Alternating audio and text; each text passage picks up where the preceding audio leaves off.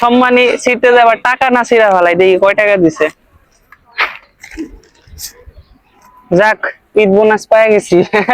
আমি আলী রাশেদ জয়, এই মুহূর্তে আছি জাতীয় যুব উন্নয়ন ইনস্টিটিউট সাভারে। আজকে হচ্ছে যুব সমাবেশ 2026।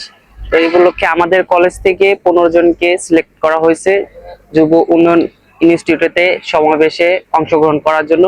তো তার মধ্যে আমি একজন আছি। আমরা সেমিনারের সামনে আছি, একটু পরে আমরা হচ্ছে সেমিনারে ঢুকবো। তো যুবকদের নিয়ে যে পরিকল্পনা বাংলাদেশ সরকার, সেটার বিষয়ে আমরা শুনবো এবং বিস্তারিত আপনাদেরকে দেখানোর চেষ্টা করবো ইনশাআল্লাহ। আজ বুধবার 6 জ্যৈষ্ঠ 1433, 20 মে 2026 জাতীয় যুব উন্নয়ন ইনস্টিটিউট কর্তৃক আয়োজিত যুব সমাবেশ 2026 অনুষ্ঠানে প্রধান অতিথির স্থান অলংকৃত করেছেন গণপ্রজাতন্ত্রী বাংলাদেশ সরকারের যুব ও ক্রীড়া মন্ত্রণালয়ের মাননীয় প্রতিমন্ত্রী জনাব মোহাম্মদ আমিনুল হক স্যার। কৃত্রিম বুদ্ধিমত্তার টাইটেলটা দেখো, যুগে বাংলাদেশের যুব সমাজ। তো ফোকাস করেছে যুব সমাজের কি করণীয় বা কি করলে আমাদের এই কৃত্রিম বুদ্ধিমত্তাকে আমরা অ্যাডপ্ট করতে পারবো, এইটাকে কাজে লাগিয়ে আমাদের যুব সমাজের যে সমস্যা, বিশেষ করে এই যে আমাদের কর্মসংস্থান, সেই জায়গায় আমরা অবদান রাখি। যেটাকে ধারণ করে যেভাবে পৃথিবীর ডিজিটালি এগিয়ে যাচ্ছে, সেই জায়গা থেকে আমরা যেভাবে নিজেদের যে আমার যে বাংলাদেশ, সেই বাংলাদেশকেও আমরা কিভাবে এগিয়ে নিয়ে যেতে পারি, সেই বিষয়গুলো নিয়ে ভিতরেই আজকের এই আলোচনা। যুব সমাবেশ 2026 আজকের প্রোগ্রামটি সম্পূর্ণ হলো। এখন আমরা দাঁড়িয়ে আছি, যাতায়াত ভাড়া এবং দুপুরের আর কি লাঞ্চের ব্যবস্থা করা হয়েছে। তো এখন আমরা আর কি সিরিয়াল মেনটেন করে দাঁড়াইছি। ও পিছনে দেখতে পাচ্ছেন অনেক লাইন, আমার সামনেও অনেক লাইন আছে। জাতীয় যুব উন্নয়ন ইনস্টিটিউটে আছি। তো এইখানে মূলত হচ্ছে যে কোর্সগুলো দেওয়া হয়, সেই কোর্সগুলোতে যে আসন থাকে, আমি মনে করি যে সাভার উপজেলায় কোর্স ছাড়ার সাথে সাথেই না ফ্লাপ হয়ে যায়।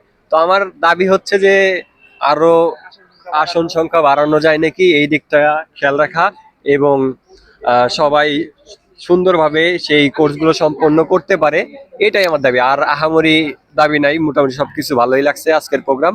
আমার বন্ধু যেটা বলতে চাইছে সেটা হচ্ছে, বাংলাদেশে আমরা সেমিনারে যা শুনলাম যে 5 কোটির মতো বেকার জনসংখ্যা আছে বাংলাদেশে, তাই না? কিন্তু এক জেনজিট, শুধু জেনজিটই 5 কোটি। জেনজিট যদি মানে জনসংখ্যা যদি থাকে বেকার, তাহলে তার মধ্যে আমাদের এখানে এভারেজে একটা উপজেলায় 100 জনকে হচ্ছে একটা মানে প্রশিক্ষণের জন্য কোর্সের সিট বরাদ্দ থাকে। তো কিভাবে হচ্ছে এই বেকার জনশক্তিকে মানে জনগণকে জনশক্তিতে রূপান্তর করা যায়, এটা মানে মাথায় ধরে না। আসলে সিট সংখ্যা আরো বাড়ানোর দরকার, পরিকল্পনা আরো বাড়ানোর দরকার, তার সাথে বাস্তবায়নও করা দরকার। আমরা যারা বেকার আছি খুব শীঘ্রই যেন আমরা বেকারত্ব অভিশাপ থেকে মুক্তি পাই। সকালের নাস্তা হালকা পাতলা রুটি দিছিল, পানি দিছিল, ডিম দিছিল, কলা দিছিল, আর সাথে একটা টোকেন দিছিল। টোকেনটা দিয়ে আমরা হচ্ছে এখন খাবারটা নিলাম। আর এই যে একটা এই দিছে, এটা কি বলে, খাম দিছে। খামের মধ্যে দেখি কি আছে, সম্মানী ছিটতে যাবার টাকা না ছিঁড়া ফেলাই দেখি কয় টাকা দিছে। যাক, ঈদ বোনাস পেয়ে গেছি। আজান তো আমার থেকে খাওয়া শুরু করে দিছে, আর এরা না খায়া মানে বাসায় নিয়ে যেতেছে। বাচ্চা কাচ্চা আছে তো, তাদের জন্য নিয়ে যেতেছে। ঠিক আছে, আমরা এখন খাওয়া শুরু করি, সময় নাই। হচ্ছে আমাদের খাবারের একটা বক্স দিছে, দেখি মানে ব্যাগ দিছে, দেখি কি খাবার। আবারও 1 বোতল পানি জীবন, আর একটা বক্স দিছে। বক্সের মধ্যে দেখো তো কি, মোরগ পোলাও নাকি রোজ দিয়া, ডিম দিছে। আবারও এত ডিম খাইলে তো গরমের ভিতরে। সাথে আবার কি দিছে, মজো, আর কি দিছে, আর তো কিছু দেয় না। এই যে এগুলো এখন আমি খাইয়া লই ভাই, নাহলে পরে বাসায় কখন যাই ঠিক নাই।